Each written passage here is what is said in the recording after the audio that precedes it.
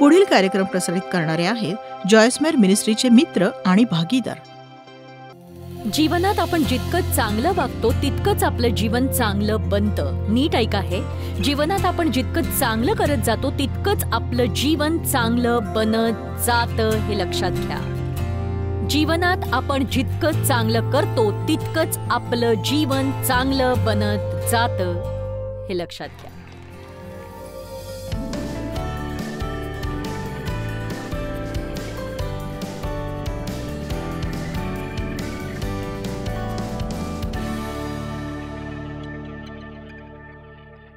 आज मी तुमच्याशी बोलणारे जीवनातून अधिकाधिक प्राप्त करण्याविषयी, जीवनातून शक्य तितका अधिक लाभ करून घेण्याविषयी. स्वतःविषयी ज्या गोष्टी आपल्याला आवडत नाहीत त्यांचा विचार करणं किंवा सतत स्वतःच्या चुकांबद्दलच विचार करणं आपल्याला स्वकेंद्री आणि स्वार्थी बनवतं. तुम्हाला ठाऊक आहे, सतत स्वतःच्या चुकांबद्दल विचार करून स्वतःला दोष देत बसणं चांगलं नाहीये. ते धर्म आपल्याला स्वतःच्या चुकांबद्दल स्वतःला दोष देण्यात धन्यता आहे असं भासवतो. पण बघा, आपण आपल्या पापांचा पश्चाताप करायला हवा, पण आपण त्या पापांबद्दल क्षमाही मिळवायलाच हवी. मिळवा ती, आणि तुम्ही तसं केलं नाही तर तुम्ही त्यातच खितपत पडाल. मी तुम्हाला एक गोष्ट सांगणार आहे जी माझ्या मुलीने मला सांगितली होती. ही घटना तिच्या बाबतीत घडली आहे, पण तिने मला ती सांगायची परवानगी दिली आहे. ती आज इथे आपल्यामध्ये उपस्थित आहे. ती माझी मुलगी. म्हणजे तिला स्वतःला आणि इतरांनाही असंच वाटत असणार की तिने जरा विशेष चांगलं वागायला हवं. तर काल एक घटना घडली आणि ती चिडली होती. ती कशावरून तरी स्वतःवरच रागावली होती. पण तिने आपला सगळा राग आपल्या मुलांवर काढला, त्यांच्यावर चिडचिड करून. तुम्ही असं करता का जेव्हा तुम्ही एखाद्या गोष्टीमुळे चिडलेले असता? तुम्ही ते नीट हाताळू शकत नाही आणि मग वड्याचं तेल वांग्यावर निघतं. पण खरं तर देव तुम्हाला काहीतरी शिकवू पाहत असतो. बघा, मी अनेक वर्ष अशीच वागले. तर सँडीच्या भूतकाळातला इतिहास असा आहे की तिला दोषी भावना हाताळता येत नव्हती. नियम पाळणं जड जात होतं. दैहिक गोष्टींचा प्रभाव होता तिच्यावर. पण देवाने तिच्या जीवनात फार अद्भुत कार्य केलंय, विशेष करून गेल्या काही वर्षांमध्ये. आणि त्याने अगदी खरोखर, म्हणजे मी स्वतः याची साक्षीदार आहे की देवाने तिला दोषी भावनेतून मुक्त केलेलं आहे. जेव्हा तुम्ही दोष भावनेतून मुक्त होता तेव्हा त्याचा अर्थ हा नाही की तुम्ही पुन्हा चूक करणार नाही, पण त्याचा अर्थ असा की तुम्ही मुक्त झाला आहात. तुम्ही म्हणाल की मी देवासाठी आश्चर्य नाहीये, मला निवडण्याआधीच तो मला ओळखत होता. देव प्रीती आहे. मी जिथं आत्ता आहे तिथं असण्याची अजिबातच अपेक्षा नव्हती. माझा हेच उद्देश आहे की रोज सकाळी उठून प्रभूमध्ये थोडी प्रगती करावी. जरी एखादा दिवस मला मागे नेणारा असला किंवा माझी पिछेहाट झाली तरी प्रभूमधली माझी प्रगती मी कुणालाही थांबवू देणार नाही. जोवर ख्रिस्ताने माझ्यासाठी राखलेलं उद्दिष्ट मी गाठत नाही तोवर मी पुढेच जाणार, ती म्हणाली की त्याचं असं झालं की कालच्या त्या घटनेनंतर मी पूर्णपणे माझा तोल जणू गमावलाच होता. आणि मी म्हटलं की तू इकडे यायच्या तयारीत आहेस का? तुला कसं वाटतं? तू काय करणार आहेस? तेव्हा ती म्हणाली की देव मला जे दाखवत आहे त्यानुसार मी मुलींची क्षमा मागितली आहे, मी जबाबदारी घेतली आहे. आणि माझ्या मते हीच गोष्ट महत्त्वाची असते. आपल्या वाईट वर्तणुकीची जबाबदारी आपण घ्यायला हवी आणि इतरांना दोष देणं आपण थांबवायला हवं, आणि सैतानालाही नाही. आमेन. मी सैतानासारखी वागले म्हणून सैतानाला दोष द्यायचा असा अर्थ नाही होत. आमेन. तर आता ती शिकली आहे. तिने पश्चाताप करून देवाची क्षमा मागितली. मुलींनाही ती सॉरी म्हणाली. आणि ती म्हणाली मी तो टप्पा पार केला. माझ्या मनात कणभरही दोषी भावना नाहीये. ती म्हणाली आता मला मोकळं वाटतंय. या प्रसंगातून जाऊन इथे येण्यापूर्वीच चार वेगवेगळ्या संधी तिच्यासाठी तयार होत्या आणि तिला काहींबरोबर प्रार्थना करून प्रोत्साहन द्यायचं होतं. ही तिची सेवा होती. आणि ती म्हणाली की मला एक गोष्ट चांगली कळलीये की जर मी माझी दोषी भावना घेऊन इथे आले असते तर मी या अद्भुत संधींना मुकले असते, कारण मी इतकी स्वकेंद्री झाले असते की मला या सगळ्या लोकांच्या गरजांची जाणीवच झाली नसती कदाचित. म्हणून मी याविषयी तुम्हाला सांगते. म्हणूनही तुम्ही समजून घेतलं पाहिजे की आपण एका टप्प्यावर येऊन सगळ्या व्यर्थ गोष्टी सोडून देवाची सेवा करणं गरजेचं आहे. तुम्ही चांगले आहात. आज मी तुम्हाला शेवटचं सांगते, तुम्ही अद्भुत आहात. आणि ही तुमची शेवटची संधी आहे. ऐका, अद्भुत आहात तुम्ही, अतुलनीय आहात. कारण तुमचं तारण होऊन तुम्ही देवाबरोबर जडला आहात. बघा, तुमच्यासाठी देवाची एक उत्तम अशी योजना आहे. आता आपण बोलणार आहोत जीवनाचा अधिक लाभ घेण्याविषयी. आता बघा, मी स्वतःला ख्रिस्तात ओळखते. आणखी काय हवं? किती जणांना हे कळलंय की हे पूर्ण झालंय? येशूने सगळं पूर्ण केलंय. आमेन. ठीक आहे, देव आता माझ्यावर रागावलेला नाहीये आणि म्हणून आपण देवापासून दूर राहायची गरज नाहीये आणि देव तुमच्यावर नाराज नाही हे ऐकून किती जण खुश आहेत? देवाकडे तुमच्या समस्यांपेक्षा जास्त धीर आहे. मला हे आवडतं. तर आता मी तुम्हाला एक प्रश्न विचारणार आहे की ख्रिस्ताने तुमच्यासाठी हे सगळं काही केलंय, तर मग तुम्ही त्याच्यासाठी काय करणार? म्हणजे तुम्ही बाकीचं आयुष्य त्याच्यासाठी वापराल का? तुम्ही त्याला आपल्या मनात कार्य करू द्याल का? इच्छा त्याला द्याल का? त्याला काय हवंय ते जाणून घ्यायला आपण शिकायला हवं आणि मग ख्रिस्त आपल्यातून दिसायला हवा, म्हणजे आपण इतरांसाठी आशीर्वाद ठरू शकू. ख्रिस्ताने माझ्यासाठी काय केलं हे सांगण्यात आपला वेळ जातो, पण प्रश्न असा आहे, आपण त्याच्यासाठी काय करणार आहोत? आपण त्याच्यासाठी काय करणार आहोत? पेरणी असते तशी कापणी असते. गलातीकरास अध्याय 6 वचन 7 आणि 8. आपण या वचनाकडे वळूया. गलातीकरास अध्याय 6 वचन 7, 8 आणि 9 बघा. देवाने तुमच्यासाठी काय केले हे सांगण्यापेक्षा मी हे सांगणार आहे की तुम्ही त्याच्यासाठी काय करू शकता. कारण आपलं जीवन सार्थक करण्याचा हाच एक मार्ग आहे.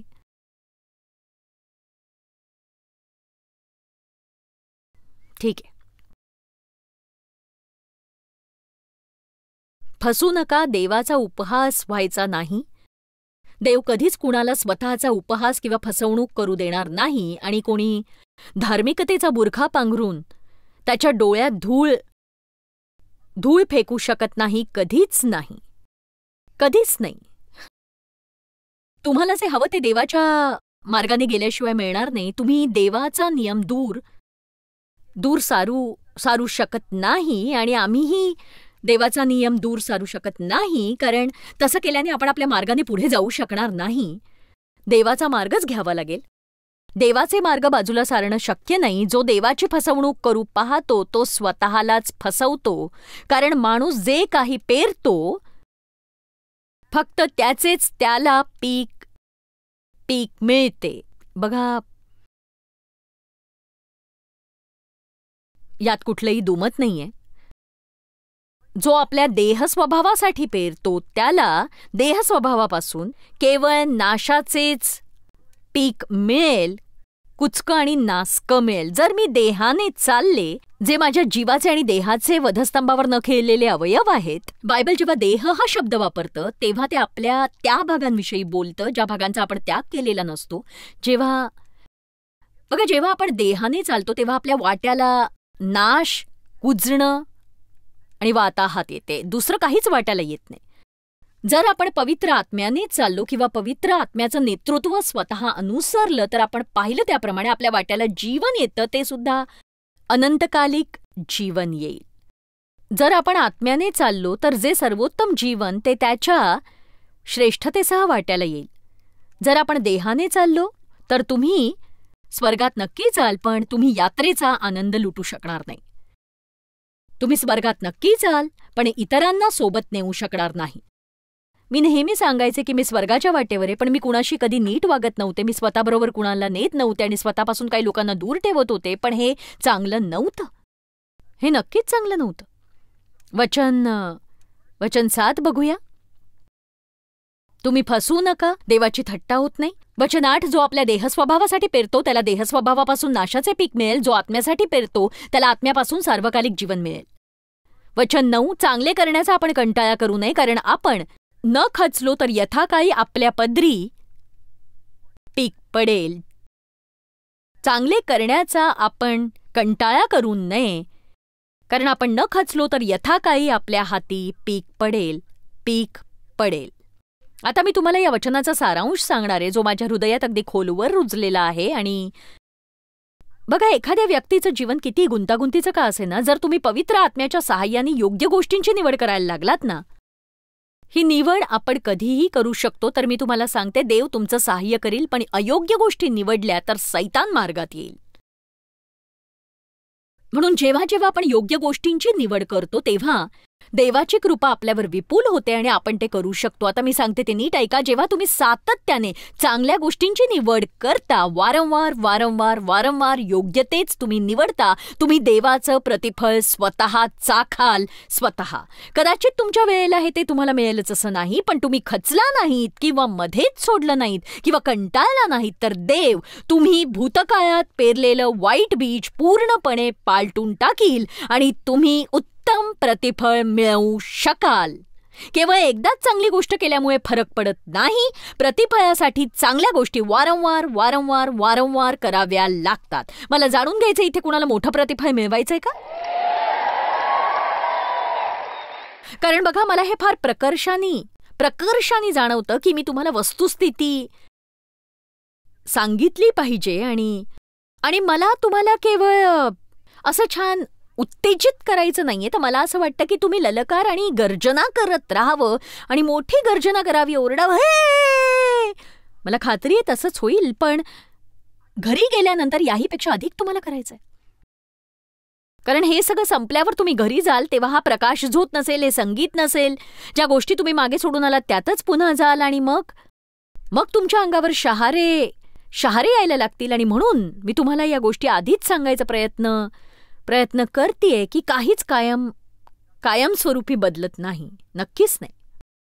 म्हणून तुम्ही ही गोष्ट समजून घेणं अतिशय गरजेचं आहे की इथे ऐकलेल्या गोष्टी तुम्हाला घरी जाऊन करायच्या आहेत आणि त्याविषयी कोणतीही नकारात्मक भूमिका तुम्हाला घ्यायची नाहीये आणि तुम्ही विरोधाची शक्यता लक्षात घेऊन मन तयार करायला हवं. कारण तुम्हाला बदल करण्यापासून रोखण्यासाठी सैतान प्रयत्न करेलच, पण त्याची चिंता करायची गरज नाहीये, नक्कीच नाही. तो तुम्हाला विरोध करील आणि विरोधात उभा राहील. कारण प्रेषित पौल असं म्हणतो की माझ्यासाठी मोठे द्वार उघडले गेले आहे, परंतु विरोधी पुष्कळ आहेत. पण तुम्ही टिकून राहिलात. तुम्ही म्हणालात की सैताना इथून चालता हो, मी मागे हटणार नाही. मला तुझ्याविषयीची पूर्वसूचना मिळाली आहे की तू माझ्या मागे लागशील, पण तू हारलेला आहेस. पुस्तकाचा शेवट मी आधीच वाचलाय. आणि तू हारलेला वैरी आहेस आणि आता तर फक्त तुला मला तुझी जागा दाखवायची आहे. आणि म्हणूनच मी म्हणते, सैताना माझ्या मागे हो, मी देवासाठी पुढे जाणार आहे आणि जशी देवाची अपेक्षा आहे तशीच मी बनणार आहे. आणि मी ते सगळं करीन जे देवाला अपेक्षित आहे. आणि आपल्यामध्ये आक्रमक विश्वासू वृत्ती असणं अतिशय महत्वाचं आहे. मी म्हटलं की आपल्यामध्ये आक्रमक अशी विश्वासी वृत्ती असणं अतिशय महत्वाचं आहे. मागच्या आठवड्यात जे घडलं ते मी तुम्हाला सांगणार आहे. मला वाटतं की हे एक चांगलं उदाहरण आहे. बघा, मी माझ्या पुस्तकांसाठी कष्ट घेते आणि खरं सांगते, जेव्हा तुम्ही 75,000 शब्दांचं पुस्तक लिहिता, बघा मी आधीच पुष्कळ प्रमाणात लिखाण केले. म्हणजे जेव्हा तुम्ही देवाच्या वचनात खोलवर जाता आणि जेव्हा देव स्वतः तुम्हाला एक नवीन विषय प्रकट करतो, तेव्हा तो लोकांसाठी आशीर्वाद ठरतो. तर हे एखाद्या पिकनिक सारखं आहे. यासाठी खूप कष्ट लागतात. आणि कोणीही जेव्हा कष्ट घेतं तेव्हा त्यांना फळ हवं असतं. आणि विशेष करून माझं व्यक्तिमत्व असं आहे की मी माझ्या प्राप्तीने प्रेरित होते आणि मी फार ध्येय केंद्रित आहे आणि मला लगेचच फळ हवं असतं. आणि फळ हवंच असतं, आपल्या सगळ्यांनाच ते हवं असतं अगदी खात्रीने. पण लोकांचा एक गट अगदी विचित्र व्यक्तिमत्वाचा असतो. म्हणजे मी फक्त काम काम काम काम काम काम करत राहणार, फक्त थोडीशी प्रगती पाहण्यासाठी आणि थोड्याशा फळाच्या अपेक्षेने. पण जेव्हा मला प्रगती दिसत नाही तेव्हा मला निराशा येणं स्वाभाविक आहे. एखादं नवीन पुस्तक येतं आणि त्याविषयी मला ऐकू येतं की ते काही चांगलं चालत नाहीये. प्रकाशक काळजीत पडतात. ऑफिसात जितक्या ऑर्डर्स यायला हव्या तितक्या येत नाहीत. आणि असं वाटतं की काहीतरी चुकलंय. कारण जेव्हा तुम्हाला पहिली बातमी चुकीची मिळते तेव्हा भीती निर्माण होते, बरोबर? कोणी डॉक्टरकडे गेलं आणि वाईट रिपोर्ट मिळाला तर भीती निर्माण व्हायला फारसा वेळ लागत नाही. आणि तुम्हाला नेहमी वाटतं की तुमच्या मुलाला शाळेत कुठलाही त्रास होऊ नये. प्रत्येक पालकाची मुलांसाठी हीच इच्छा असते. आणि मग फोन वाजतो आणि तो असतो मुख्याध्यापकांचा आणि तुम्हाला वाटतं पुन्हा हे नको. आपल्याला वाईट बातमी आवडत नाही. आता मी जे सांगणार आहे ते तुम्ही नीट ऐकून घ्या, कारण तुम्ही घरी गेल्यावर ते तुम्हाला उपयोगी पडेल. मला अचानकच ना असं एकदम असं उदास वाटायला लागलं होतं. प्रभू, मी या पुस्तकासाठी किती कष्ट घेते, काहीतरी कर कर कर ना प्रभू, कर. आणि मग मला जाणवलं, पवित्र आत्मा म्हणतोय तिथे जाऊ नको जाऊस तिथे. मला निर्णय घ्यावा लागला. एकतर मला माझ्या भावनांबरोबर जावं लागेल किंवा देवाच्या वचनाबरोबर जावं लागेल. बघा, आता मी भावनिक होऊ शकत होते. माझ्यातला देह जागा होऊ शकतो. माझ्यातला हा देह जो ऑफिसमध्ये बसून मनसोक्त रडू शकतो. मनसोक्त.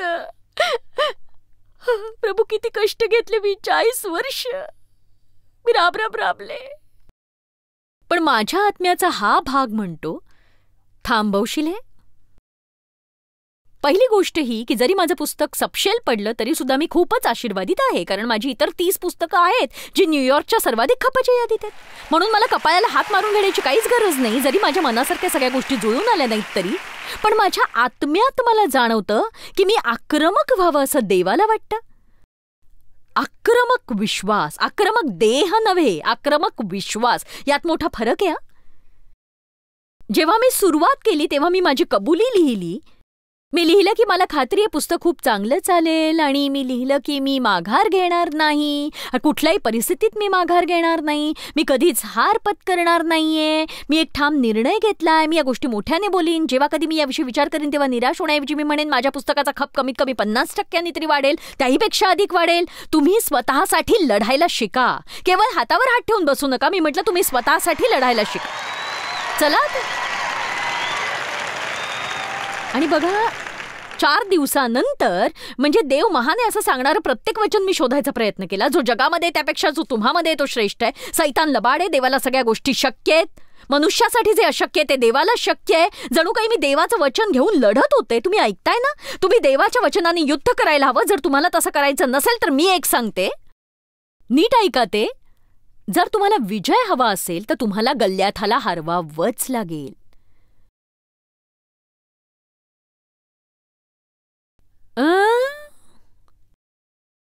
मग मी देवाला हाक मारीन. बघा, बऱ्याचदा तुम्ही देवाची मदत मागता तेव्हा तो तुम्हाला काम देतो.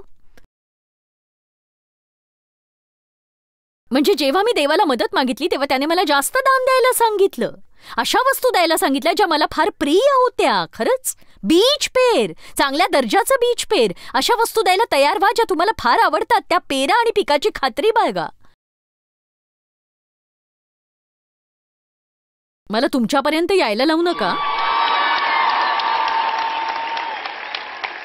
मी तुम्हाला माझ्या वैयक्तिक जीवनात डोकावू देणार आहे. आणि बघा, 4 दिवसानंतर 4 दिवस माझा संघर्ष सुरू होता. बघा, मला वाटलं की हे बघ, म्हणजे मी आधीच मनात पक्क ठरवलंय की मी देवासाठी सर्वोत्तम देईन. मी अगदी जीव तोडून संघर्ष करीन, पण निकालासाठी मी तुझ्याकडे पाहते प्रभू, आणि तुम्हाला दिलेलं काम मी नक्की करीन. 4 दिवसानंतर रात्री 8 वाजता मला माझ्या फोनवर एक संदेश मिळाला माझ्या प्रकाशकाकडून. हे जॉयस, आत्ताच कळलं तुझं 4 नंबरचं पुस्तक सर्वाधिक खपाच्या यादीत आहे. मी म्हटलं, हळू सुरुवात करणाऱ्या पुस्तकासाठी ही मोठी बातमी आहे. बघा, तुम्हाला स्वतःसाठी लढायला तयार राहावं लागेल. तुमच्या मुलांचं कल्याण होईल असा विश्वास ठेवा, आणि मग तुम्ही जसा विश्वास ठेवाल तसंच घडेल. टॉवेल भिरकावून असं म्हटलेलं चालणार नाही. बघा, कुठे चुकतंय तेच कळत नाही. असं करून काहीच साध्य होणार नाही आणि काहीच बदलणारही नाही. मी त्या सभेला गेलो, त्यांचं पुस्तक घेतलं, मी CD विकत घेतली, मी टी-शर्टही घेतलं, मी तरी माझ्या जीवनातला गुंता तसाच आहे. ऐकताय ना? मी म्हटलं, तुम्ही इथून अगदी तयारीनिशी जा, पूर्ण तयारीनिशी, हे जाणून की सैतान तुमच्यावर चालून येणारच आहे. आणि बघा, तुम्हाला माझं हे वक्तव्य आवडणार नाही, पण मी तुम्हाला तयार करतेय. मी तुम्हाला सत्य सांगून घरी पाठवलेलं बरं, नाही तर तुम्ही असं म्हणाल की बघा प्रभूची स्तुती असो, आता माझ्या जीवनात सगळं काही अद्भुत घडेल. मी इथे येऊन या सभेला हजर राहिल्यामुळे सगळं काही असं छान आणि असं नीट होईल. ख्रिस्तामध्ये तुम्ही कोण आहात ते ओळखा आणि ही ओळख करून घेत असतानाच तुम्ही तुमचे हक्क ओळखा आणि मग त्यासाठी न डगमगता उभे राहा. सैतान माझ्या मुलांना हिसकावणार नाही, तो माझ्या नातवंडांनाही घेऊ शकत नाही. आमेन. तुम्ही म्हणाल की बघा मी हे सगळं केलंय तरी माझा गुंता तसाच आहे, पण एक सांगू का, ते संपल्याशिवाय हे संपत नाही आणि ते अजून संपलेलं नाही. हीच समस्या आहे. तुम्हाला वाटेल देव माझ्या हिशोबाप्रमाणे काहीच करत नाही, मग आता मी धिंगाणा घालेन. माझ्या मुलांच्या बाबतीत मी अद्भुत अशा गोष्टी पाहिल्या आहेत आणि माझ्या नातवंडांच्या बाबतीतही पाहिल्या आहेत. मी माझ्या शरीरात, माझ्या जीवनात, माझ्या सेवा कार्यात, माझ्या आर्थिक गोष्टीत अद्भुत अशा गोष्टी पाहिल्यात मी. तुम्ही देवाची आशा सोडू नका.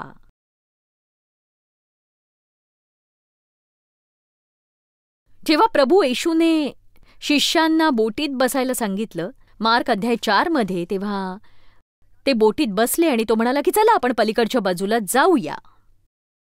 मला हे आवडतं, चला आपण पलीकडच्या बाजूला जाऊ. जेव्हा देव आपल्याला काही सांगतो तेव्हा त्याला खरोखर अर्थ असतो. बघा, ते बोटीने समुद्राच्या मधोमध आले आणि त्यांच्या बोटीला वादळाने घेरलं आणि त्यावेळी प्रभू येशू त्याच बोटीत छान झोप घेत होता. आणि बघा, हे किती छान आहे की जेव्हा तुम्ही मोठ्या संकटात असता किंवा वादळात असता तेव्हा प्रभू झोपलाय. बऱ्याचदा आपला प्रतिसाद कसा आहे हे पाहण्यासाठीही तो असं करत असतो. यातून तो आपली पारख करत असतो. आपल्यासाठी एक लहानशी कसोटीही असते. माझ्यासाठी ही कसोटी एवढ्यासाठी चांगली असते की मी तेव्हा प्रभूला म्हणू शकते की नाही, मी माघार घेणार नाही आणि मी आशाही सोडणार नाही. मला सर्वोत्तम जीवन लाभण्याच्या सगळ्या शक्यतांवर मी विश्वास ठेवते आहे. जेव्हा मी खूप कष्ट घेते तेव्हा देवाच्या निकालाची आशा धरते आणि यात गैर काहीही नाही. तुम्ही अशीच आशा धरू शकता. तुम्ही कष्ट घेता, जेव्हा तुम्ही चांगलं बीज पेरता, अशा वेळी चांगलं पीक मिळणं तुमचा हक्क असतो आणि असं पीक तुमच्या जीवनात यावं अशी आशा तुम्ही धरत जा.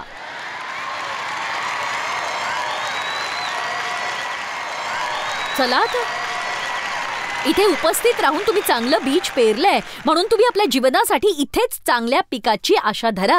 तुम्ही आत्म्यासाठी पेरलं तर आत्म्याद्वारेच कापणी कराल. सार्वकालिक जीवनाची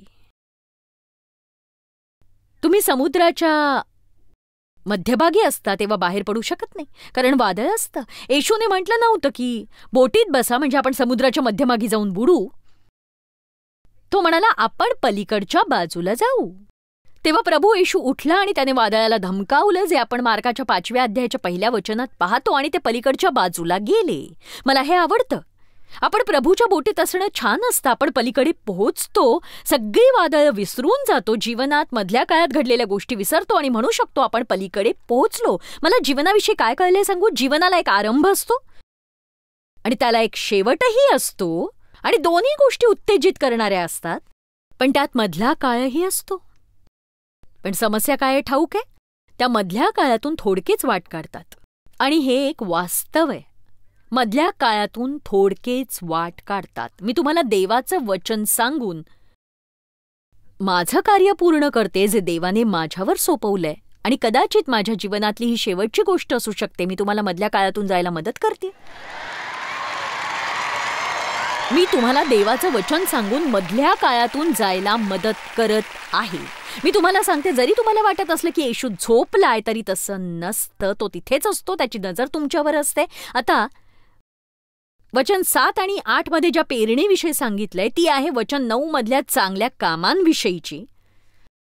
चांगले करण्याचा आपण कंटाळा करू नये. आपण जितकं जास्त चांगलं करू तितकीच आपल्या जीवनाची गुणवत्ता वाढेल. तुम्ही पुन्हा हे नीट ऐका. आपण जितकं जास्त चांगलं करू तितकी आपल्या जीवनाची गुणवत्ता वाढत जाईल. जितकं जास्त चांगलं करू तितकी आपल्या जीवनाची गुणवत्ता वाढत जाईल. लक्षात घ्या हे. जितकं ख्रिस्तावर लक्ष केंद्रित करू तितके अधिक सुखी आपण होऊ.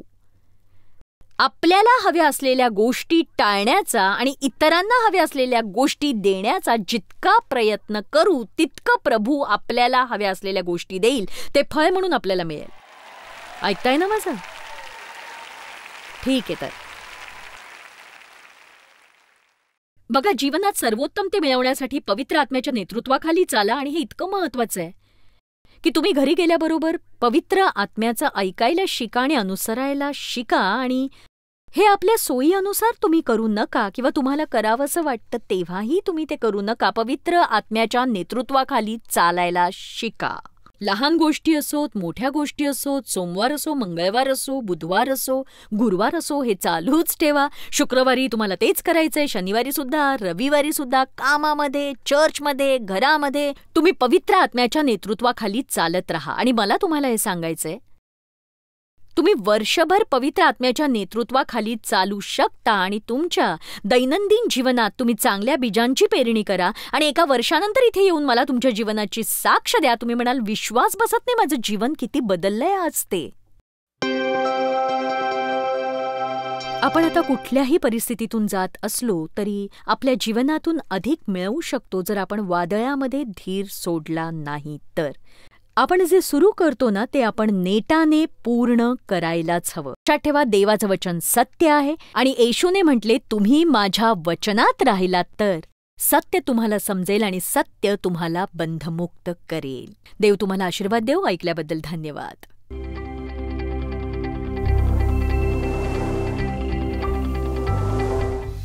जॉयस मायर मिनिस्ट्रीज करता तुम्ही खूप मौल्यवान आहात. आम्हाला तुमचं कौतुक आहे आणि जगभरामध्ये हे सेवा कार्य शक्य करण्याकरता आम्ही आमच्या मित्रांचे आणि पार्टनर्सचे आभारी आहोत. आम्ही एकत्रितपणे भुकेल्यांना खाऊ घालतो, गरिबांना वस्त्र देतो आणि राष्ट्रांना सुवार्ता सांगतो.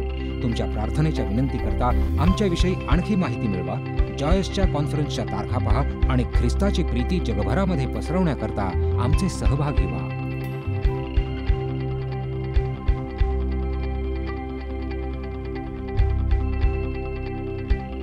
याचा सर्व खर्च जॉयस मायर मिनिस्ट्रीचे मित्र आणि भागीदार करत आहेत.